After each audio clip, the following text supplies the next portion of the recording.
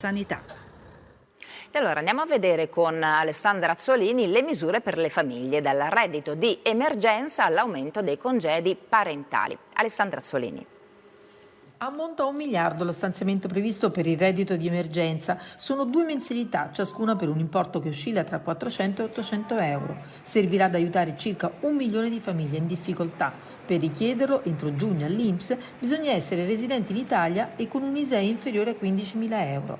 Prorogati i congedi parentali, pagati al 50% per chi ha figli fino a 12 anni, per un periodo continuativo frazionato non superiore ai 30 giorni, da richiedere fino al 31 luglio. Fino a fine emergenza, invece, si può richiedere lo smart work per dipendenti di aziende private con figli fino a 14 anni.